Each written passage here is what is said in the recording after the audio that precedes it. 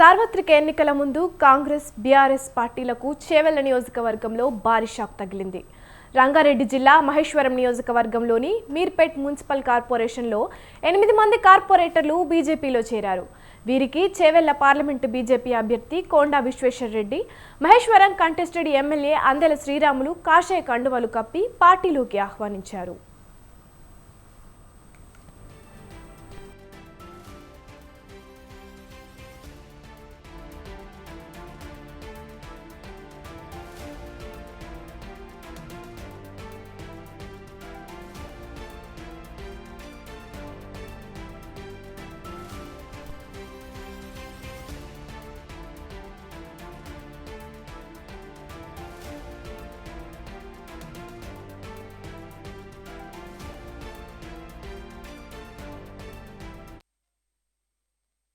ప్రభుత్వం మారడానికి ఏమైనా అయితే ఎటు చూసినా మోడీ దిక్కే చూసింది. ఎందుకంటే దేశవ్యాప్తంగా రాష్ట్రవ్యాప్తంగా చూసినా కానీ మీరుపేటలో కూడా చూసినా అవే సమస్యలు, పాత ప్రభుత్వం సమస్యలు ఇప్పుడు అదే కొనసాగుతుంది.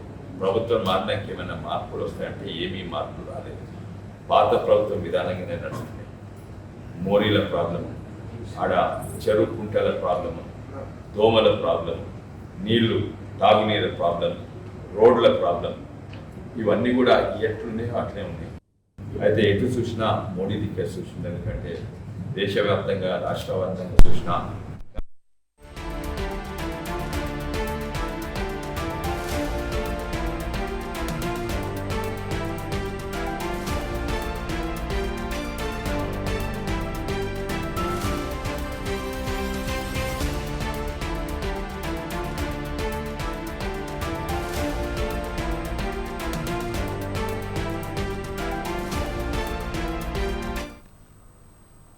టీడీపీ అధినేత చంద్రబాబు పవన్ కళ్యాణ్ పై ముద్రగడ పద్మనాభం ఫైర్ అయ్యారు.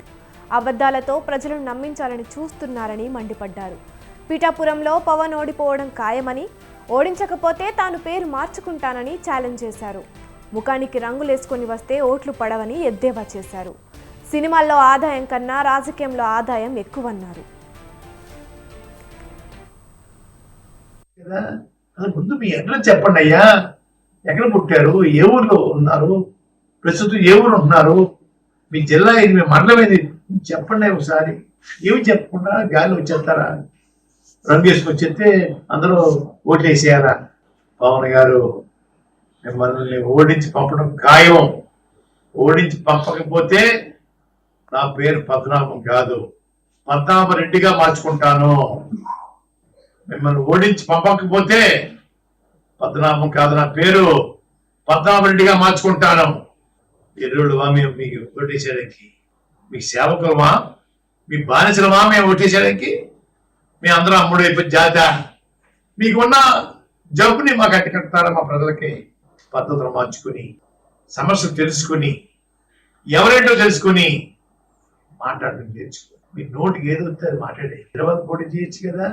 అది ముందు మీ అడ్రస్ చెప్పండి అయ్యా, ఎక్కడ పుట్టారు, ఏ ఊర్లో ఉన్నారు, ప్రస్తుతం ఏ ఊరు ఉంటున్నారు, మీ జిల్లా ఏది, మీ మండలం ఏది చెప్పండి. ఒకసారి ఏమి చెప్పకుండా గాలి వచ్చేస్తారా? రంగు వేసుకొచ్చేస్తే అందరూ ఓట్లు వేసేయాలా? సీఎం జగన్ పై ఏపీ కాంగ్రెస్ అధ్యక్షురాలు వైఎస్ షర్మిల సంచలన వ్యాఖ్యలు చేశారు. గత 5 ఏళ్లుగా జగన్ రిమోట్ కంట్రోల్ కేంద్రంలోని నరేంద్ర మోదీ చేతుల్లో ఉందని ఆరోపించారు. చంద్రబాబు కూటమిలో బీజేపీ ఉన్న ప్రత్యేక హోదా అంశంపై మాట్లాడడం లేదని విమర్శించారు. ప్రత్యేక హోదా కాంగ్రెస్తోనే సాధ్యమని షర్మిల చెప్పారు. అధికారంలో ఉన్నప్పుడు ప్రత్యేక హోదా కోసం ఒక్క నిజమైన ఉద్యమమైనా చేశారా? బీజేపీతో పొత్తులు పెట్టుకున్నారు.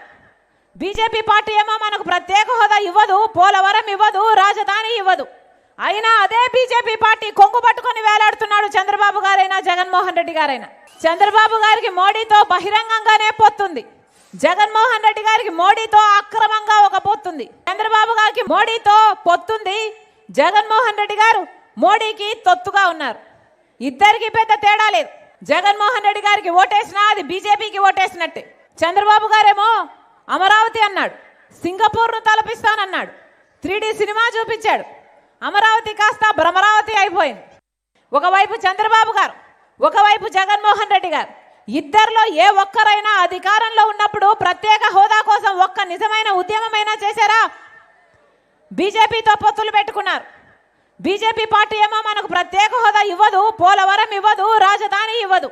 అయినా అదే బీజేపీ పార్టీ కొంగు పట్టుకొని వేలాడుతున్నాడు చంద్రబాబు. తెలంగాణలో రాజకీయ అనిశ్చిత పరిస్థితులు ఉన్నాయన్న బీఆర్ఎస్ అధినేత కేసీఆర్ వ్యాఖ్యలు టీపీసీసీ సీనియర్ అధ్యక్షుడు నిరంజన్ ఖండించారు. రాష్ట్రంలో ఏదైనా అనిశ్చిత పరిస్థితి ఉందా అంటే అది బీఆర్ఎస్లో కేసీఆర్ కుటుంబంలో ఉందని విమర్శించారు.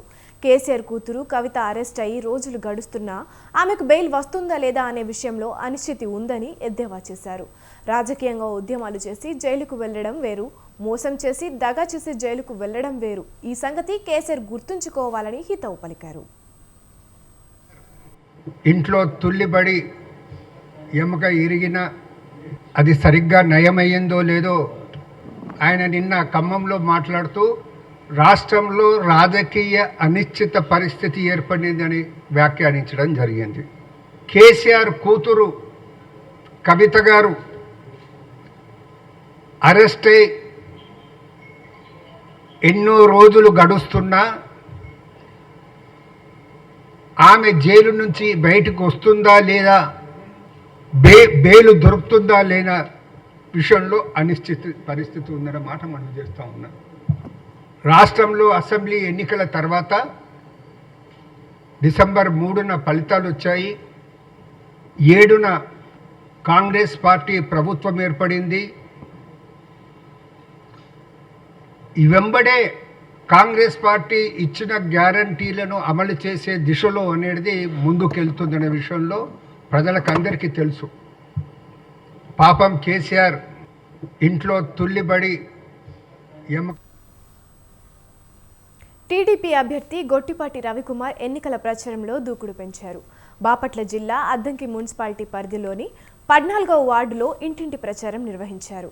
ప్రజా సమస్యలపై ఆరా తీశారు. అయితే తాము టీడీపీలో ఓటు వేసిన కారణంగా వైసీపీ ప్రభుత్వం పెన్షన్లను తొలగించిందని జగన్ పాలనపై విమర్శలు గుప్పించారు అక్కడి స్థానికులు.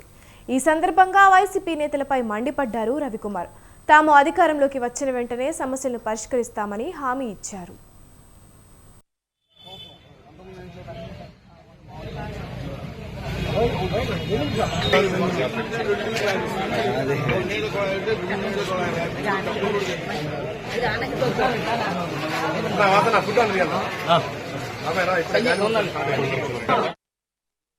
ఏంటంటే ముఖ్యంగా తెలుగుదేశం పార్టీకి ఓటు వేశారు, తెలుగుదేశం మద్దతుదారులుగా ఉన్న వాళ్ళు అని చెప్పి 20 నుంచి 30 మంది పైన పెన్షన్లు తీసేశారు.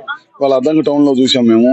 కరెంటు బిల్లుల పేరుతోటి, లేకపోతే ఇల్లు పెద్దను రకరకాల కారణాలు చూపించి తెలుగుదేశం పార్టీ కార్యకర్తలని ముఖ్యంగా పెన్షన్లు పీకేయడం జరిగింది. దాదాపు 1000 పెన్షన్ల పైన పీకేయడం జరిగింది. అన్నింటినీ కూడా తప్పకుండా ప్రభుత్వ అధికారులు రంగాలని తప్పకుండా ఇస్తాం. అదే కాకుండా చాలా పెద్ద ఎత్తున కరెంటు బిల్లు పెరిగినాయి. దాదాపు 7-8 సార్లు కరెంటు బిల్లు పెంచిన ప్రభుత్వం ఏదైనా ఉందంటే జగన్ రెడ్డి ప్రభుత్వం చెప్పడంలో ఏమాత్రం కూడా సందేహం లేదు. లేకపోతే మిగతా ఉద్యోగస్తులందరికి కూడా అబద్ధపు హామీలు చెప్పి వాళ్ళ చేత ఓట్లు దండుకొని ఇవాళ వాళ్ళని చాలా ఇబ్బంది పెట్టిన పరిస్థితి చాలా తగులుతా ఉంది. మాకు ఎదురవుతున్న సమస్యలు ఏంటంటే ముఖ్యంగా తెలుగుదేశం పార్టీకి ఓటు వేశారు, తెలుగుదేశం మద్దతుదారులుగా ఉన్న వాళ్ళు అని చెప్పి 20 నుంచి 30 మంది పైన పెన్షన్లు తీసేశారు. వాళ్ళ అద్దంకి టౌన్ లో చూసాం మేము.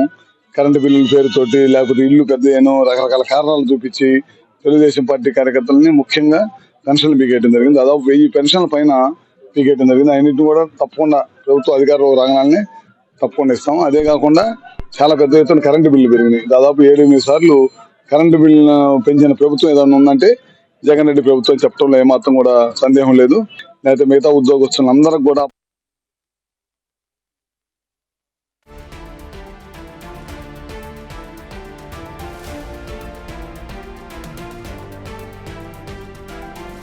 అధికారంలోకి వచ్చి 3 నెలలు గడవక ముందే ఎన్నికల హామీలను అమలు చేశామని అన్నారు ఎమ్మెల్యే తూడి మేఘారెడ్డి. నగర్ కర్నూలు కాంగ్రెస్ ఎంపీ అభ్యర్థి మల్లు రవికి మద్దతుగా ఎన్నికల ప్రచారం నిర్వహించిన ఆయన రాబోయే రోజుల్లో పెన్షన్లు, నిరుపేద కుటుంబాలకు ఇందిరమ్మ ఇల్లు, యువతకు ఉద్యోగ అవకాశాలు కల్పిస్తామని భరోసా ఇచ్చారు. అలాగే నియోజకవర్గంలో సమస్యల పరిష్కారానికి కృషి చేస్తానని హామీ ఇచ్చారు. 50,000 మెజార్టీ వేయాలని ప్రజలు కోరుకుంటున్నాం. ప్రజల నుంచి చాలా బాగా స్పందన ఉంది. వాళ్ళు బ్రహ్మరథం పడుతున్నారు. మీరు గెలిచి 3-4 నెలలు అయింది. బీఆర్ఎస్ లకు ఏం పని పడలేక అది రాలే ఇది రాలే బదులు చెప్తున్నారు. మేము కూడా అదే చెప్తున్నాం. అవన్నీ వాళ్ళు చెప్పేదంతా వాళ్ళు ఓడిపోయిన ప్రభువులు ఉన్నారు.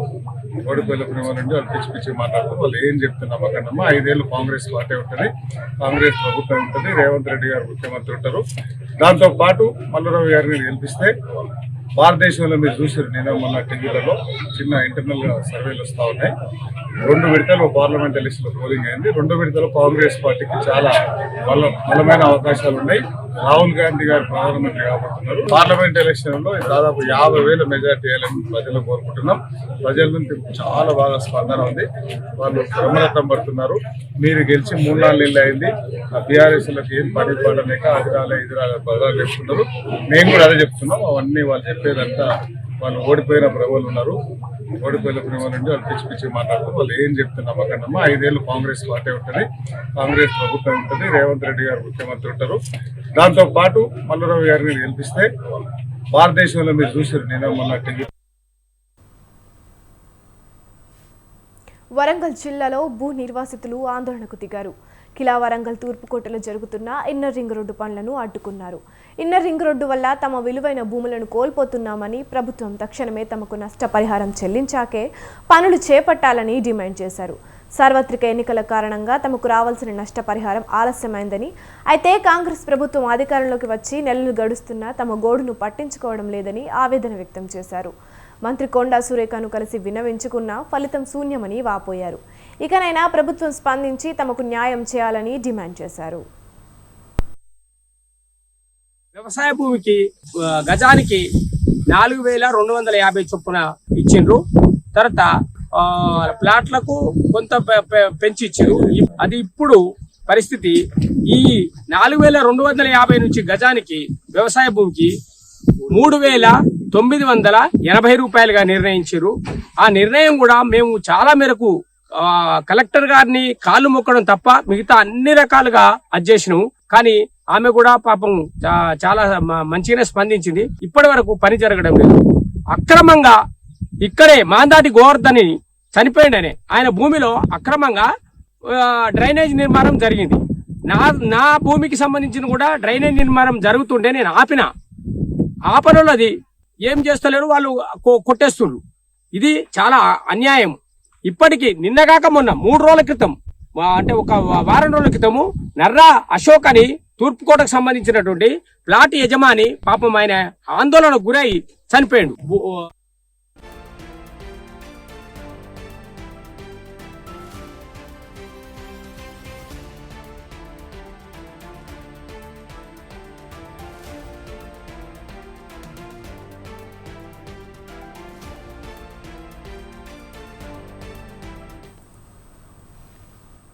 ఒకే కుటుంబంలో 5గురు ఆత్మహత్యకు పాల్పడిన హృదయ విదారక ఘటన విజయవాడ పట్టణంలోని గురునానక్ నగర్లో చోటు చేసుకుంది. గురునానక్ కాలనీకి చెందిన డాక్టర్ శ్రీనివాస్ తన భార్య, 2 పిల్లలు, తల్లితో కలిసి జీవనం కొనసాగిస్తున్నాడు. ఈ క్రమంలోనే ఇవాళ ఉదయం ఇంటి బయట డాక్టర్ శ్రీనివాస్ ఊరేసుకోగా ఇంటి లోపల భార్య, పిల్లలు, తల్లి విగతజీవులుగా పడి ఉన్నారు. స్థానికుల సమాచారం మేరకు ఘటనా స్థలానికి చేరుకున్న పోలీసులు స్పాట్కు చేరుకుని ఇంటిని క్షుణ్ణంగా పరిశీలించారు. అనంతరం కేసు నమోదు చేసుకుని వారిని ఎవరైనా హత్య చేశారా లేక ఆత్మహత్య చేసుకున్నారా అన్న కోణంలో విచారణ చేపడుతున్నారు. ఈ మేరకు క్లూస్ టీమ్ డాగ్ స్క్వాడ్ను రంగంలోకి దింపింది.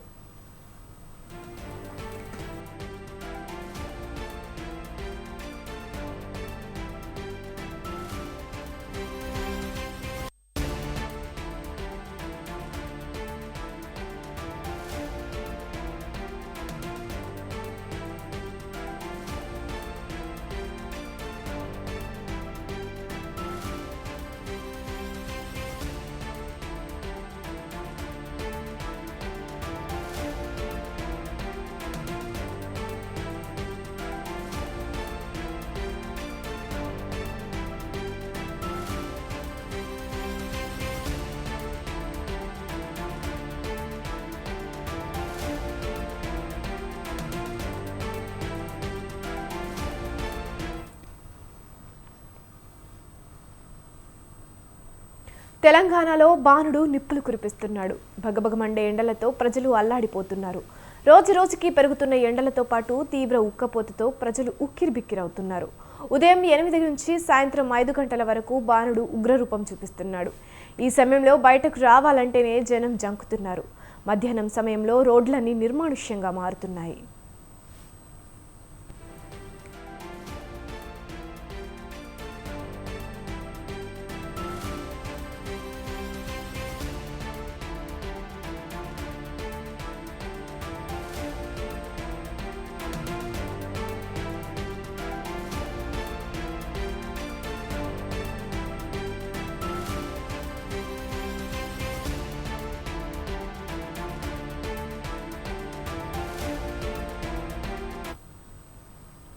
తెలంగాణలో నేటి నుంచి వచ్చే నెల 3వ తారీఖు వరకు ఎండలు కొనసాగుతాయని వాతావరణ శాఖ తెలిపింది.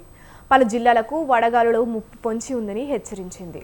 ఉమ్మడి మహబూబ్ నగర్, ఖమ్మం, కరీంనగర్, వరంగల్, నిజామాబాద్, నల్గొండ జిల్లాలో వడగాలులు వీస్తాయని తెలిపింది. ఆయా జిల్లాలకు ఎల్లో అలర్ట్ జారీ చేశారు. రాష్ట్రంలో పొడి వాతావరణం ఏర్పడడంతో ఎండల తీవ్రత కొనసాగే అవకాశాలు ఉన్నాయని పేర్కొంది.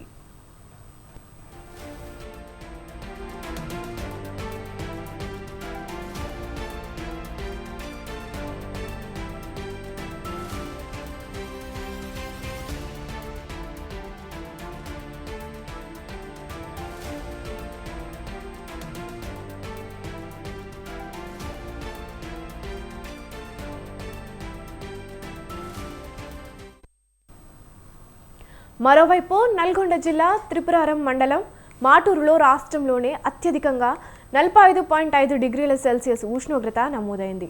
ములుగు జిల్లా మంగపేటలో 45.1 డిగ్రీల సెల్సియస్, కామారెడ్డిగూడెంలో 44.9 డిగ్రీల ఎండ తీవ్రత నమోదైంది. ఖమ్మం, గద్వాల, నిజామాబాద్, మంచిర్యాల, సూర్యాపేట, జగిత్యాల, మహబూబాబాద్ జిల్లాల్లో 44 డిగ్రీల పైన ఉష్ణోగ్రతలు నమోదయ్యాయి. తీవ్రమైన ఎండలతో వడదెబ్బకు గురై ఒక్కరోజే 5 ప్రాణాలు కోల్పోయారు.